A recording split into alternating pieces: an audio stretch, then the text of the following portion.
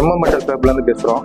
இப்போ பார்க்கக்கூடிய ஊர் என்னென்னு பார்த்தீங்கன்னா, படிக்கட்டு வந்து எஸ்எஸ்சில் போட்டிருக்கோம். இப்போ டீட்டெயில் பார்த்தீங்கன்னா, எஸ்எஸ் பைப்பு படிக்கட்டு போட்டிருக்கோம். ஃபுல்லாகவே எல்லாமே 3 லைனரு ரெகுலர் உள்ள தான் வேலை ஒர்க்கு எப்போவுமே ரெகுலரு. இதெல்லாம் டீட்டெயில், அதாவது மெட்டீரியல் டீட்டெயில் சொல்லலான்றக்காண்டி இந்த வீடியோ.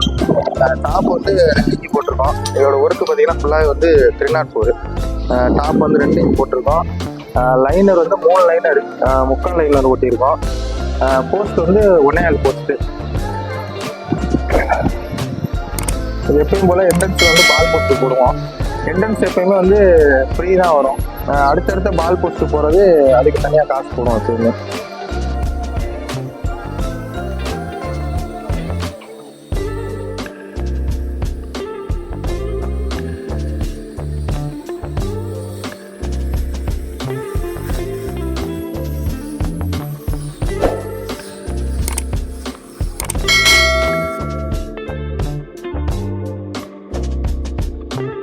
அதே சைட்டில் அந்த படிக்கட்டு பார்த்தீங்கன்னா அதே சைட்டில் உள்ளதான். இது பின்னாடி உள்ள பால்கனி, அதாவது ஒரு எள்ளு மட்டும்.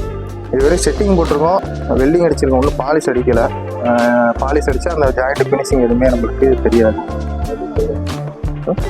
இது எள்ளு போட்டு திருப்பி இருக்குது. இது வந்து எல்லாமே வந்து நம்ம திக் வெல்டிங் தான் அடிப்போம் ஃபுல்லாகவே. ஆர்க் செய்ய மாட்டோம். மேக்ஸிமம் வந்து எஸ்எஸ் ஃபுல்லாகவே திக் வெல்டிங் தான் அடிப்பாங்க. இன்னும் பாலிஷ் மட்டும் இன்னும் கொஞ்சம் பெட்டிங் இருக்குது. அந்த சைடு வந்து கிளாஸ் பால்கனி இருக்குது.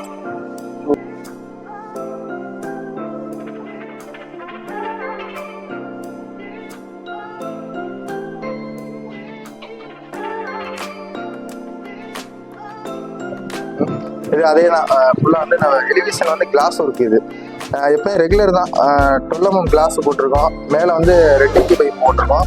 கீழே அதே ஸ்பிகர்டு, எல்லா வீடியோலையும் சொல்கிறதான். அதே மாதிரி சிஸ்டமாக வந்து ஸ்பிகர்டு போட்டிருக்கோம். இது வந்து பார்ட்டி வந்து கொஞ்சம் வைப்ரேட் இருக்குது அப்படின்னு சொன்னாங்க.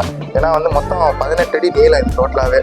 ஏன்னா மேக்ஸிமம் பார்த்தீங்கன்னா ஒரு 10 அடி ஒரு 12 அடி போட்டால் கூட போஸ்ட்டு தேவையில்லை. 18 அடி நீளம்னா கண்டிப்பாக அது கொஞ்சம் வைப்ரேட் இருக்க தான் செய்யும். அவங்க ஆரம்பத்திலே சொல்லி தான் நாங்கள் என்ன செஞ்சுருக்கோம், உள்ளே போட்டிருக்கோம் போஸ்ட்டு. அவங்க கொஞ்சம் வைப்ரேட் இருக்கனால சொன்னனால இந்த போஸ்ட்டு போட்டு மேலே டம்மி வச்சு இது பண்ணியிருக்கோம். அந்த சைடில் வந்து இன்னும் செட்டிங் முடிக்கலை. பால்கனி வந்து எக்ஸ்ட்ரா கேட்டிருக்காங்க. வீடியோ எடுக்க என்ன வந்தாச்சு, சரி அதனால சேர்த்து அதையும் போட்டாச்சு.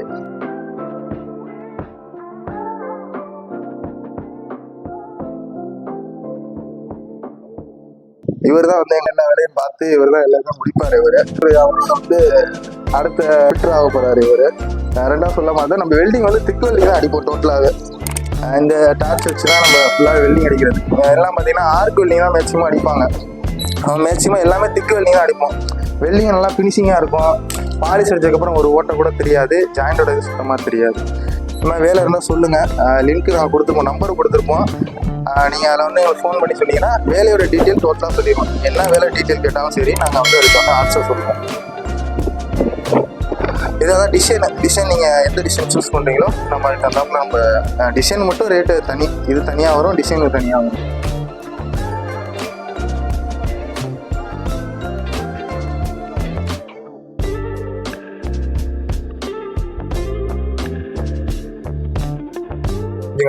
லைக் பண்ணுங்கள், கமெண்ட் பண்ணுங்கள், சப்ஸ்கிரைப் பண்ணுங்கள், மறந்துடாமல் பெல்லை கிளிக் பண்ணுங்கள்.